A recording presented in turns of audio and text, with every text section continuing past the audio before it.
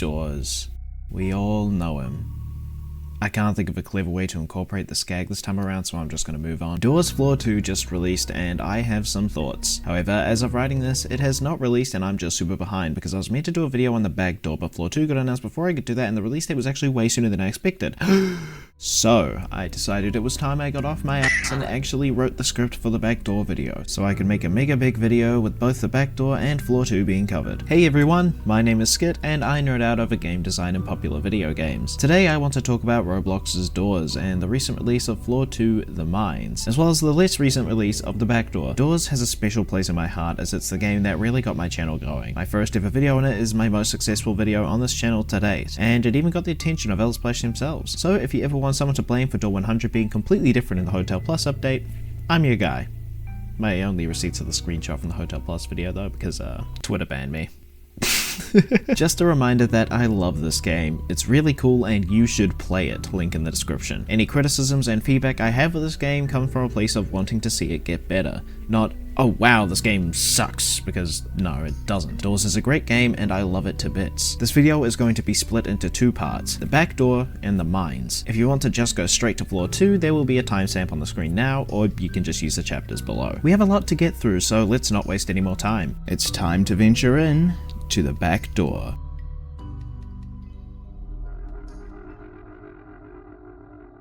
The Backdoor is an old, dusty basement. The walls are lined with drawers and boxes, and these metal gates are also here for some reason. As you approach the first door, two things immediately grab your attention. First of all, we're at door -50. The Backdoor has only half the typical number of doors to go through to reach our goal of door 0, which, for the record, is a good thing, but more on that in a moment. The second thing that catches your eye is the black plate on the door. This is normally where the number for the door sits, but now it's just a blank plate. That is, until you open the door and the clock starts ticking. The Backdoor is a timed level. You only have 1 minute to get through all 50 doors. That might sound like a lot, and it is. However, you do have a method of extending your time just a little bit. Directly in front of the first door is a lever. These levers have two clocks on them, one counting down in sync with all the others to your doom, and one sitting still at a minute. Flipping this lever will add that extra minute to the main timer. Because it's put right in front of you, you can't miss it. And if you somehow do miss it, I mean, come on man, that one's on you. These are littered all around the back door, but you have to go out of your way to find them. This introduces an interesting risk-reward element to the floor. You can risk losing time to search for what could be more time. If you're successful, you'll likely end up with more time than what you started with. Otherwise, you might find that the clock strikes 0 and now you're in some deep trouble. Not all levers are hidden away, but the ones that appear along the main path aren't always guaranteed to be there when you need them. This means that you technically could beat the back door without searching, but doing so is in itself a risk. You're essentially being forced to pick which risk you would prefer taking, and you'll likely find yourself switching between heading straight on or searching around a fair bit during your runs. The good news is that the back door isn't particularly long. There's half the normal amount of doors, and most rooms are on the smaller side. Rooms with locked exits aren't particularly big, but still have enough for you to look through to feel the time slipping away. Probably the biggest rooms are the stairwell and this one with the 8 doors. These rooms are dangerous because you often spawn right in the middle of them, and it's a 50-50 on whether or not you choose the right direction to head in. And if you pick the wrong direction to go in, you'll feel the pressure really starting to mount. What happens if the timer hits 0, you ask? Well, I'm glad you did.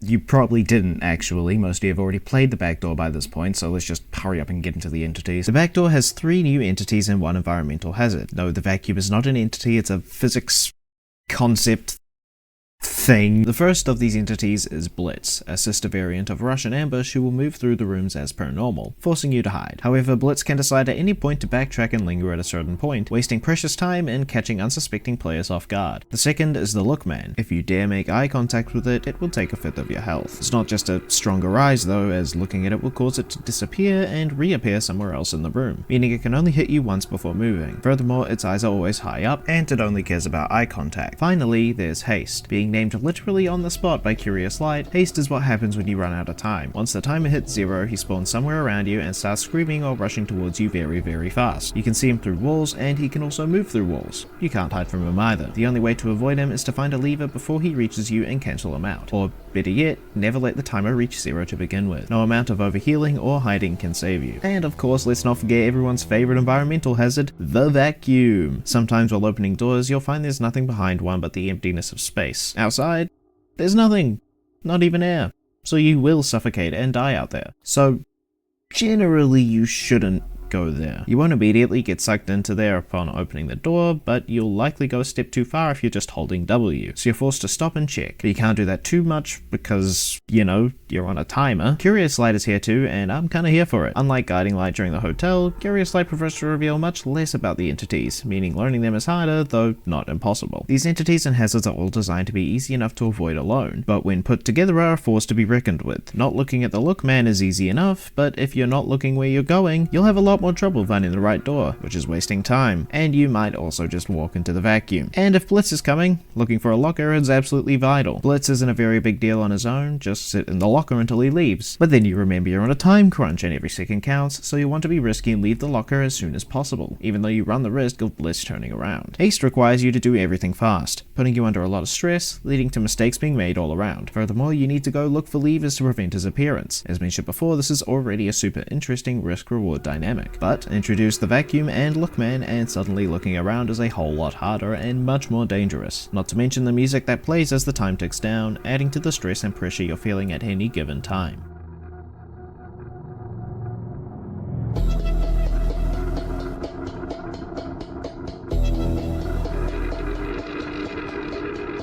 If this seems bleak, don't worry, you have some help. Vials of Starlight are scattered around the back door, and getting your hands on one of these could save your life. They're the perfect counter to everything around you. They'll speed you up, letting you cross more ground in less time, light you up so searching in dark rooms is easier, and even heal you, or overheal you, which is enough to survive a hit from Blitz, which is otherwise impossible. Of course, nothing like this comes free, and you'll need to search these things out too. They don't spawn out in the open like items in the hotel do. Searching can also get you some money, which is nice on its own, but if you manage to get enough loose change, you'll be able to purchase the Bottle of Starlight. Not only does this give you all the effects of the Vials of Starlight, only much stronger, but you can also unlock a second rift if you carry it with you through the hotel and to the very end. Or if you already have the rift at the reception, which kind of removes the fun and challenge you get from it, but whatever. This rift isn't permanent, however, as taking an item out of it will cause it to vanish. These effects all work in the hotel too, so if you really want to tank a hit from Rush, you need the bottle. The vials won't work, they're not strong enough.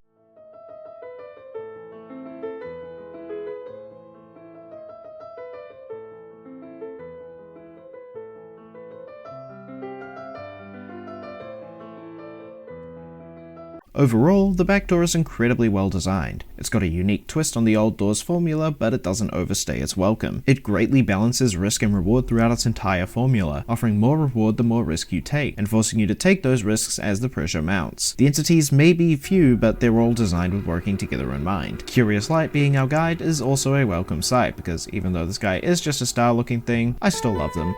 Okay, it's time to talk about Floor 2, so if you don't want spoilers, I mean, it's been out for a while, so maybe you should, go play it or something. Link is in the description. Also, subscribe and stuff while you're down there. That'll be cool. Before we talk about Floor 2, we have to talk about the state that it released in. Upon release, Floor 2 was riddled with balancing issues, bugs, oversights, and cases of the game just outright crashing on some devices. Dude, I hate how the game forces you to be in the dark, but also punishes you for being in the dark. It's like, I have to be in the dark, otherwise the moths are going to attack me. But if I'm in the dark, I can't see him, and I also have to worry about him. It's like, bro, pick one. Either I have to be in the dark or I don't. When releasing any amount of content, stuff like this is sometimes just outright unavoidable. But I hate to say it, Floor 2 was particularly bad. Good news is that Elsplash was pretty quick to release a patch that fixed most of the issues present, and while not everything has been fixed yet, the mines are in a much more playable state now. Please keep in mind that anything I say about the mines in this video is relating to the patch released on September 1st, New Zealand Standard Time, except for, this portion. Okay, now I cannot stress this enough. Please do not harass developers over stuff like this. The fact that people are trying to make jabs at the developers at doors and are belittling their work is just atrocious. You can provide constructive criticism without being an asshole on Twitter. It's really not hard, and I'm honestly disgusted at the way the community acted about this. But with that out of the way, I'm sure there's one burning question that many players, myself included, have. How did this happen in the first place? Well, the answer is quite simply in the testing phase. The official Doors account on Twitter stated that when when the patch was released, they got so used to the game they were trying to ramp up the difficulty for themselves. This sort of thing happens when you have a select group of testers who test the entire way through the development process. The more someone tests, the better they get at the game, and the easier it feels to them. Because of this, their difficulty would be increased to match their skill level, and this would continue repeating up until release. The floor might be a good challenge to the testers, but for people playing for the first time on release, which is basically everyone, it feels less like a steady difficulty curve and more like green screen car crash effect. That's such a dumb gag. Why did I put that in there? The way to get around this is simple. Make sure you bring in new testers who've never experienced the portion of the game that you're making. These testers will play like a new player, because they are, meaning the feedback provided to the developers is grounded in a first-time player's perspective, which is exactly what you need to prevent this sort of thing from happening. As for the reason there were so many bugs, that's just part of releasing an update. You can catch most bugs or oversights with testing on more different devices and with different settings and what have you, but at the end of the day, some of these things will just find their way through the cracks. That's just how it goes. Again, most of these were patched pretty quickly, and it's really good to see the developers handle the feedback as well as they did. This obviously doesn't mean everything is fixed. I believe the crashing some people are experiencing is due to a Roblox related bug to do with the .ogg format audio, so that's a bit out of LifesASkit's control. It sucks, but what you gonna do? One last thing I want to comment on before continuing is the heartbeat minigame. This has been completely removed from the game at the point of writing this part of the script, but prior to the patch it would occur in just about any closet you went into. It felt really weird and janky and I wasn't a big fan of it. I feel like if it's reintroduced, it should be kept a part of certain encounters like the figure inspecting your closet. I will say though, the new UI for it looks great. And with all that out of the way, it's time to head into the mines.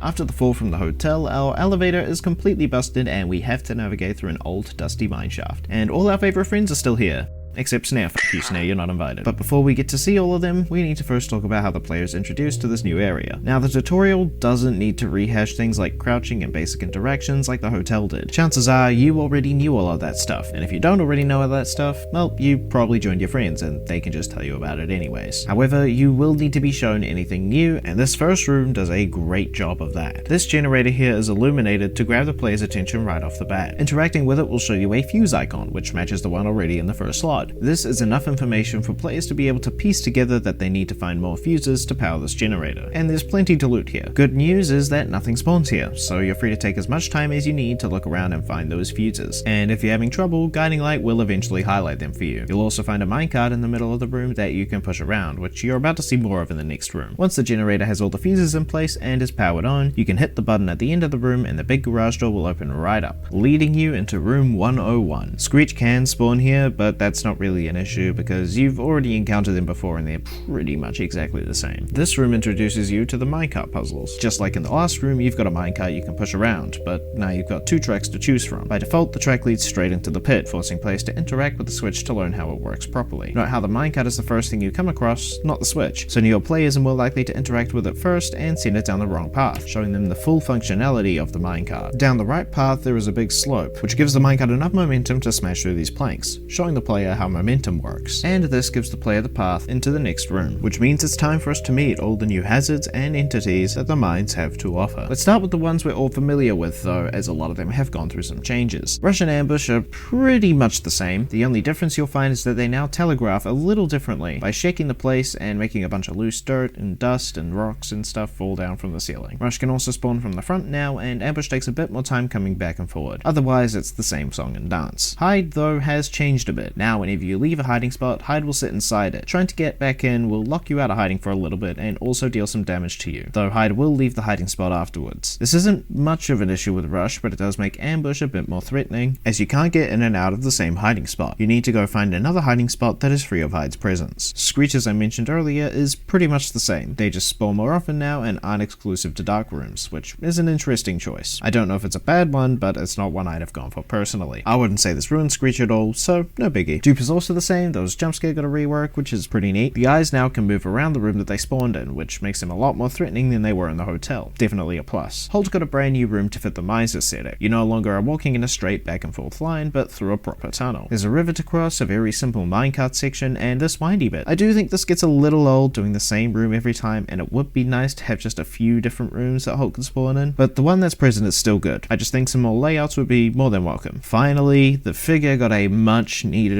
rework of its AI in this update. The figure is now properly blind. Instead of pathfinding towards the thing that made the noise, it pathfinds towards where it heard the noise, and searches the general area until it calms down. This means you can distract it and lure it around the place. In the mines, the figure is more of a minor encounter than in the hotel, and I think this works, giving other entities the spotlight without completely removing the figure. Your first encounter with it just involves getting past it, while your second will require you to power on a generator before you can leave, making it so you have to play a bit more risky. I have heard people talk about the figure randomly pathfinding towards them, even while not angered, and I haven't actually had this issue for myself, but if this is something he does, that is an issue that needs to be addressed. However, again, haven't had that problem myself, so I can't properly speak on it. Seek has also seen a lot of changes, but we'll get there in due time. For now, let's meet some of the new cast members. Giggle likes to click on the ceiling and laugh. A lot. It's in their name, so it checks out. Giggles will stay where they are until a player walks under them. When this happens, they'll drop into their face and nibble away at their health for a bit before letting go and laughing like they just heard the funniest joke of all time. While they're on you, you'll be forced to run around randomly, which can really throw off your sense of direction. Giggles can be heard laughing when you enter a room, so you'll know when to be on the lookout. They can also be stunned with just about any light source, letting you walk below them without consequence for a short amount of time. If one falls on your friend's face, you can help them get it off to avoid unneeded casualties. You'll also get a badge for hitting them in the face. Giggles are a lot more tolerant of you if you have your eyes on them. So if you're ever in a tight spot,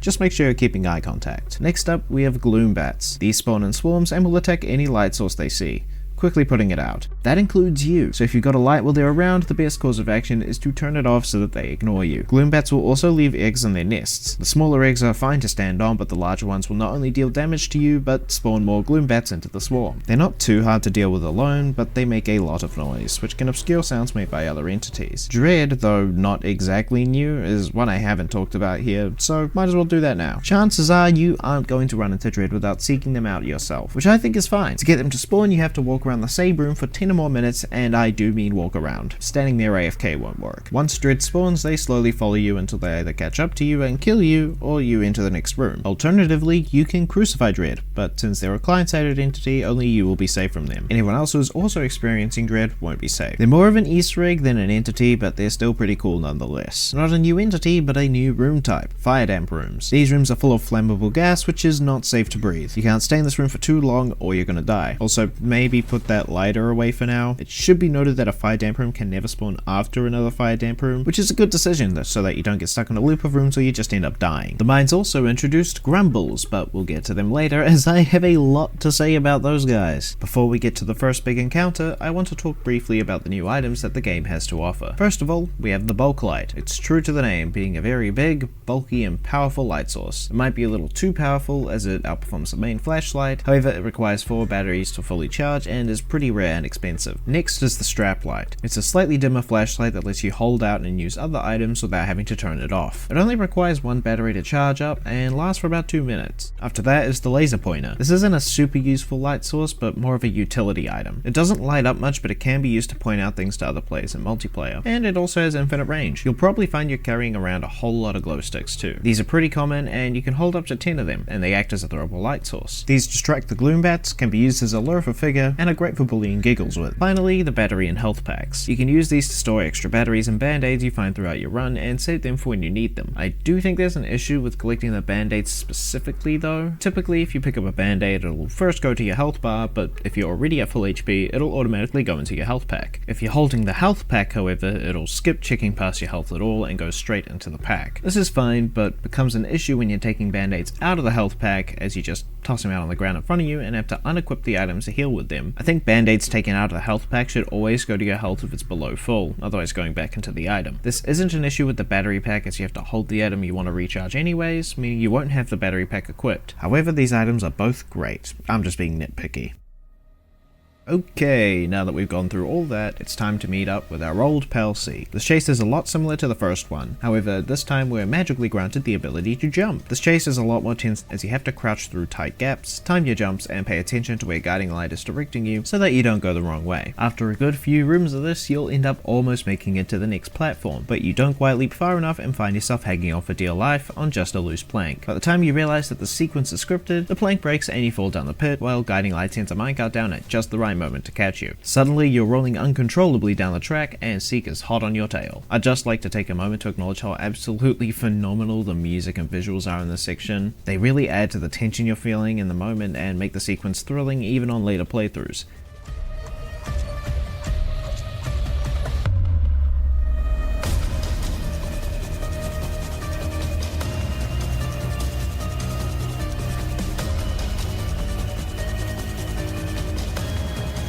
fact that there's no way to stop the minecart also helps with this section, just to feel like you're one wrong decision away from death, which, let's be honest, you are. You've got to crouch onto obstacles at the right time and tilt your cart to follow Guiding Light's trail, or you'll find the results are less than favourable. Not crouching won't kill you unless you're already low, but you will have your vision blurred for a bit, which will make it harder to see where Guiding Light, and by extension you, are going. Taking a wrong turn will result in instant death, so definitely don't do that. I think it's worth noting that there's no tutorial pop-up for tilting your cart, but I think there's a good explanation for this. It could easily overwhelm the player to give them both a choice and teach them how to make that choice with only so much time to learn and react. And if you die, Guiding Light will immediately tell you that you can in fact tilt your cart, so not including one is probably a good choice. You don't want to overwhelm the player with information in a time where they really need to be getting it in a simple and straightforward form. This isn't nearly as big a deal with crouching, as crouching is a concept the player is already very familiar with, and there's no choice to be made. It's less of a this is how to crouch and more of a this is when you should be crouching sort of deal. This part gets really fast and really intense, and all the music, lights, sounds, and the constant noise of Zeke's footsteps behind you really helps to build it. I absolutely adore this sequence. The sequence is super well put together, and I applaud everyone who worked on it for doing such a great job. Unfortunately, the same cannot be said for what comes next.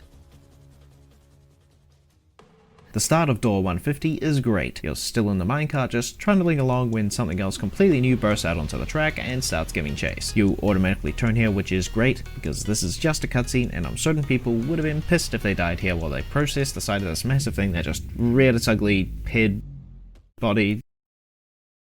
If a Grumble wore pants, would it wear it like this or like this? The track ends and you're launched down below, only for a much shorter chase to initiate where you have to quickly run into this small room here. I'm glad this is where the chase ended because we just did that and we need a bit of a palate cleanser. And while this introduction is great, this next part just ain't it, chief. The idea here is that you need to power 4 or more anchors on by inputting codes that you fetch from this here center interface. In order to get to these anchors, you need to go through the Grumble's nest. Grumbles are fast, big, and have pretty good eyesight, so the best way to escape one that spotted you is to get into a small crawl space or through a doorway, somewhere where they can't fit. You can shine flashlights and similar items in their eyes to slow them down, giving you more of a chance to escape. If they catch up to you, they'll fling you a bit and take a decent chunk of health. All anchors aside from the first one have their numbers offset by an amount described with a sticky note, and the last one has a broken screen, making inputting the numbers a bit more challenging but not frustrating. Once an anchor is turned on, the player must return to the main interface for instructions on the next anchor, and this continues until all anchors are active. After this, there will be one final chase scene where the players must outrun Grumble from the intro, and the doors will close behind you. Now this sounds good in concept, but to be honest, in execution it's pretty frustrating, especially for a first time player. The first and biggest issue is that the nest feels absolutely massive, and you have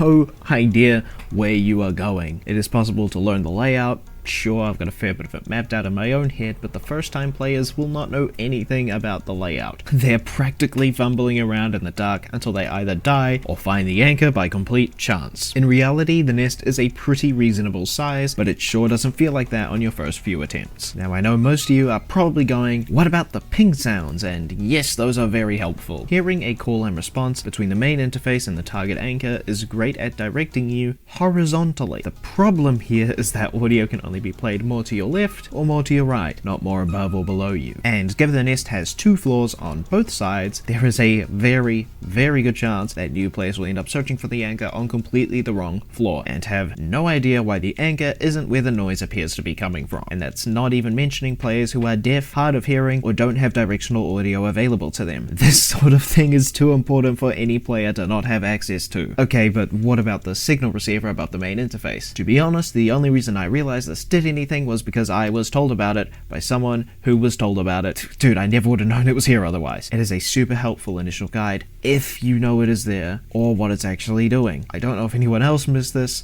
Maybe I'm the exception to the rule here, but most of the people I've seen play this have completely missed that it was there, so I'm pretty confident in saying there is a problem here. The map itself also has a lot of other issues, not just size. In particular, dead ends are all over the place and that's just really, really stupid. There is nothing fun or thrilling about seeing a Grumble come towards you while you do absolutely nothing, because there is nothing you can do. That is frustrating and nothing else, especially for someone who is still trying to map out the place. And while on the topic of the map, let's talk about the Death Wish tunnel.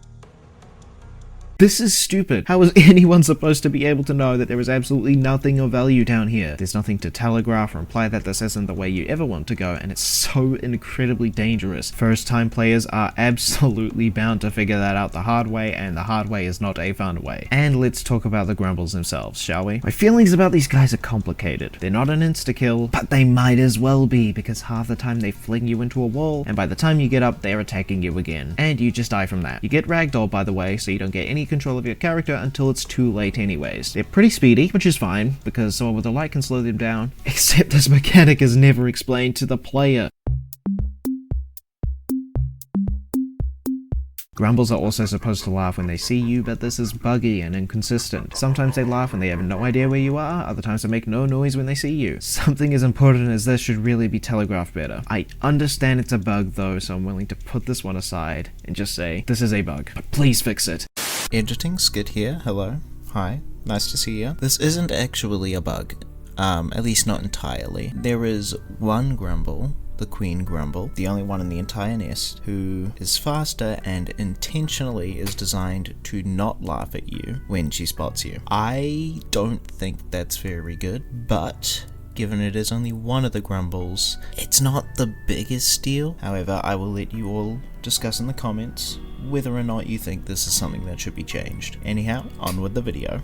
Oh yeah, there are also multiple of these guys around, and they can and will pinch you sooner or later, effectively creating the possibility for moving dead end. Also, Screech spawns here. This isn't banned on its own, but it can happen at just the worst times. Hide is here too, which feels a little silly. There's so much risk in hiding in a locker now, it's honestly not really all that worth it. Okay, I'm pretty sure that's every gripe I have in this room. I just want to say that I really, really want to like it. I really do. And I do have a few proposals to fix the issues that I do have with this place. First things first, let's get this out of the way. We're not cutting down the map size. Problem isn't how big the place is, it's how newer players will find themselves fumbling around in the dark. Now, how do we help players find their way without outright giving them a map of the place or just guiding them with tape or blue lights or something? Well, the first thing I suggest we do involves some simple changes to the call and response pings. First of all, the anchor should have visual flashes visible through walls, not just audible beeps. This gives a much clearer sense of direction without giving things away too much. This also makes a place more readily accessible to players with difficulty hearing. It'll also help players determine if they're on the right floor or not, saving a lot of unneeded frustration. The flash should be small and not linger very long, just long enough to give the player a general direction to go in. Next, we're going to make the signal receiver here beep and flash a lot more when we first press the button while it attempts to locate the next anchor. Once it's found it, it'll resume its regular call and response. This just draws the player's attention to the receiver so they aren't like me and don't even realize it's there. Now let's make some changes to these tunnels. First of all, there should be 0 dead ends for the player. There should be some kind of hidey hole or flank route or door to go through so the player has some option if they find themselves cornered. Now let's take a look at this map. Let's make some proper use of the Deathwish tunnel. Yes, I'm suggesting an expansion. I know that sounds like I'm going to do the opposite of what we're wanting, but with the previous changes we made, this place has gotten a lot easier to navigate, so we need to challenge the player in a different way. I suggest making them need to explore a little bit deeper. Let's also fix the problems that we had with the Deathwish tunnel that I mentioned earlier by giving the player some safe harbors in this area. There won't be a lot more, just a few more tunnels here or there, and some more spots for the anchors to spawn. This will encourage players to explore deeper into the nest and face a lot more challenge from the Grumbles rather than the room's layout, which is a lot more fun. If we're going to make all these layout changes though, we also need to make some changes to the Grumbles to prevent those annoying scenarios you get where they don't leave an area you're in or pinch you or whatever. First of all, we're going to change some technical stuff. We're going to give Grumbles a personal bubble. If a Grumble enters the personal bubble of another Grumble, they will both change course to move away from each other, preventing situations where you just kind of get pinched and also spreading them out more steadily through the room. Second, we're going to make it so that Grumbles have a much stronger reaction to lights being shown in their face. If you shine a light in the face of a Grumble, they should use 2 of their tentacles to shield their eyes, or make some kind of sound like the giggles do, and of course they should slow down like they already do. Right now it's not really all that obvious that your light is doing anything unless you want to stand around and look at it, which you're probably not doing, so something like this would help a lot. Third, Grumbles shouldn't hang around the same area for too long. Now, I'll admit I don't know the inner workings of the Grumbles, so whether or not the door's codebase can support this is based on a lot of variables. However, if there is some way the developers can get them to stop moving in loops like they do currently, efficiently, that would be great. As a potential fourth point, I've heard from some people that another Grumble spawns every minute. This to me doesn't make any sense. If you're making good progress, you'll finish the floor faster, meaning less issues with dealing with several Grumbles. However, if you're instead struggling, you're dealing with higher counter Grumbles for longer and with much more left for you to do. I have heard this might not be the case, but I haven't been able to confirm myself either way, so assuming it is the case and they are spawning every minute, we need to change this to them spawning every time an anchor is activated. This way we increase the difficulty as progress is made, and not as you struggle to make that progress. Since Grumbles can linger around certain spots for a while, let's honestly just remove hide. This should be more like Figure in the library, where there's no limit on how long you can hide in the locker for. I'm not sure why hide is here to begin with. It would be fine if they stayed in the locker after you left it. I can see that working, but let's completely get rid of the kicking out of the lockers thing. I don't think that works here. And finally, we need to figure out what to do with Screech. Alright, removing them isn't really an option. They seem to have some kind of lore importance to this area, so let's instead remove them from situations where they only screw you over unfairly. Screech should not spawn on you if you are within a certain range of a roaming Grumble, or you are within a bigger range of a Grumble that has spotted you. Screech also shouldn't spawn or attack if you're in the middle of activating one of the anchors. I'm not sure why they can spawn here. Aside from that, let's just make Screech's spawn rate in this room a little less than the rest of the mines. And I think with these changes, this section of the game would be a lot more fun and less frustrating. I do really like what the floor has to offer, but it feels like such a jump in difficulty from the rest of the game, and much less fair, which is a sentiment I've heard echoed from many others online. My first time beating this, I spent a full hour in this room purely because I had no idea where I was going. The good news is that this is the only major sticking point I have for the floor. Everything else is handled much better. So now that we're finally out of the nest, let's go check out what the rest of the floor has to offer.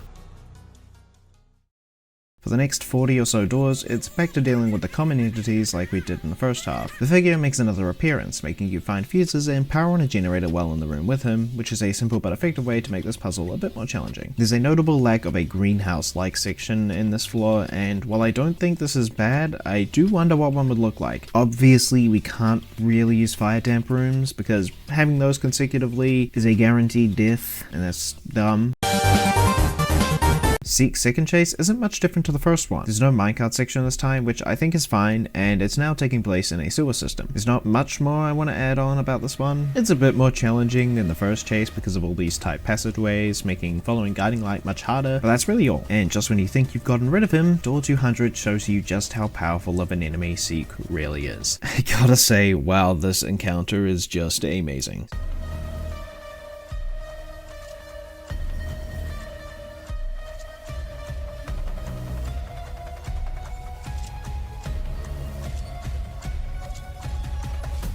Seek starts flooding the room with himself. Yes, you heard that correct, and it's up to us to turn these valves to drain his liquidy form down the pipes. Only snag is that to get to these valves you need to parkour over the Seek mass, and Seek isn't about to just sit around and let you win. This encounter is divided into 3 phases, each phase having a certain number of valves you need to turn, and a certain amount of Seek you have to deal with. In the first phase, you only need to worry about these slow moving hands, which move towards specific areas and try to slap you. If they do this successfully, you will be flung. You only need to turn 2 valves in this phase, and the first one's a bit of a freebie to introduce you to how they work. In the second phase, a large blob is moving towards you, the player. This blob is bigger and slower moving, however it is an insta-kill, so it's best to avoid it at all costs. This phase requires 4 valves to be turned. The third phase has a giant worm thing, which will target onto you when servicing and leap out of the mass towards your location, meaning you can't stay put for very long. There's a whole 5 valves in this phase, so you better prepare for a lot of jumping. If you fall into the mass, you'll take damage over time, but will be able to recover, which makes it feel very fair. Messing up is punishing, but you won't lose your run immediately. I will say getting back up onto the platforms can be pretty frustrating with how much they move up and down, so a little jump boost would be nice, but that's barely an issue, and I'm just being nitpicky. And even while you're under all this pressure, you're still given time to breathe. Any of these platforms around the edge are completely safe and out of Seek's reach, giving you time to plan out your path, prepare yourself mentally, and really absorb all the information that you're being served. Everything in this room is working super well together, from the presentation of Seek's massive form to the insane music that just hits the spot, and the well thought out sub-entities that put you under pressure and really make you want to keep moving, just like in Seek's chase. All of this combined makes for a super fun and memorable final encounter that takes everything you've learned about Seek in the past and really puts it to the test. And once you've turned all the valves and flushed Seek down the drain, you power on one final generator and you're free to leave the mines. After climbing up several wrong pathways in the dam and finally finding the right one, you're taken to a long ladder that leads you out into the surface. Here you'll find the rift just chilling out this time, and with one more epic cutscene, you've made it, and you're finally free to go. Oh great, you're still here.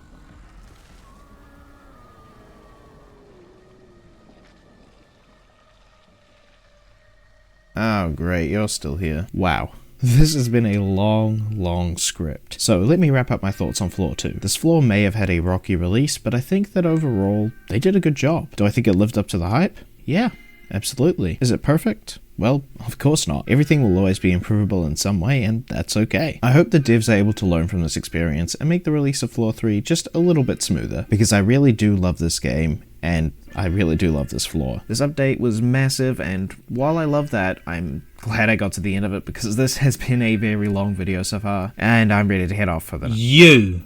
Huh? You left me in there with that thing! Oh, hey, Butter. Say, I haven't seen you in at least 18 months. How was the dupe room? How was it? How was it? It was pretty nice, actually. Oh. Wait, really? Yeah, we ended up playing heaps of cards and stuff. He's a big fan of gin rummy, so that's all we really did while hiding behind that door. Look, we've played so much, even the numbers have faded. I was just about to grab a fresh pack. Wow, that's an oddly specific reference. I was just wrapping up my video about the Floor 2 update. This video has been super long, and I'm just about ready to hit the hay. Oh, you should come check out the hotel. A bunch of stuff changed here too. It'd be super cool if you included some of it in your video. There's... more? Yeah, I'd love to stick around and show you, but I have to go leave my robot child for dead. See you. There's more? Okay, there's a bunch of miscellaneous changes to the hotel, so it's time for a quick fire round. The candle is now just a regular old light source. You can either light it up using your lighter or a nearby fireplace, which is a nice touch. It also lights up more area than a lighter does, but it will need reigniting when you put it away. It doesn't get put out when entities are nearby anymore, as that job has been given to our next item. The guiding candle can be obtained by putting a regular candle in the rift. Doing so will also regenerate it to full health. Aside from glowing blue and having a sick model, this candle functions just like the old one, always being lit and going out whenever something bad is on the way. It has the same reach as the regular candle, but will light up all on its own. It should be noted that if either of these items are brought into the water, they will be extinguished. The alarm clock is another new item. Two of them spawn in the same place every one before the library and one in the middle of it. These can be used to distract the figure, as when it hears one, it will go straight for it and destroy it if it doesn't get stuck on something. These can be brought to door 100 and even to the mines if you so desire. The shears are back, and while these can be found in the mines, I wanted to include them in the hotel segment since they're guaranteed to spawn in the courtyard. Speaking of, the courtyard got a rework and it looks amazing. Just look at this place. The sign says Limbo, by the way. You can find a secret little basement area down here with a whole lot of cash, and the shears are your key to get inside. You can also use them on certain paths and chests in the mines to get some more items into your hands, including the crucifix. While on this topic, the greenhouse got a revamp too. It's now possible to navigate it without a light source, but still dark enough to be challenging. Dupe can also spawn here now, but he's not too big an issue since you can see through these snazzy new doors. Keeping up this trend, the infirmary got a makeover, and you can now find chests full of goodies in here too. The skeleton door is still back here, as is the herb, but it just looks a lot nicer, and I think that's always a plus. And we can't not bring up rooms that got makeovers without mentioning Holt's new dining hall. It looks great, and I think it suits Holt really well. All the good from the design of the old hall is still here too, like this midway point to mark the progress being made. And now, the elephant in the room for anyone who had a tablet, past tense, the Jug of Starlight. A lot of people are upset that their tablet is gone because the tablet was some kind of trophy item, and now it's just a jar of pits, something snackety 2, and their amazing trophy is gone. Like, guys, please, if you want a trophy for beating A1000, you have the badge and you have the Jug of Starlight. Nobody is making you take that out of your rift. And let's be honest, this thing is way more useful than the tablet could ever hope to be. 100 overheal, the speed of someone playing on maximum overdrive, and you glow. The only thing I'd change is to give it more uses, since you do spend at least an hour getting this thing, so I think that's only fair. I do love how massive it is though, that is awesome. Now please stop complaining about not having a trophy item. You do have one. Just leave it in there, man. Or with a badge or something, it's not that deep. Okay, that's it. For real this time. Floor 2 is amazing, the updates in the hotel are amazing, and I hate Grumble with all my heart. Also, I was late to the back door, my bad, that's amazing too. If you want to see more videos like this, maybe check out my other doors videos. Also, like the video so I know you liked it, and subscribe so you never miss an upload. That's it from me for today. I've been Skit, thank you for watching, and stay safe out there.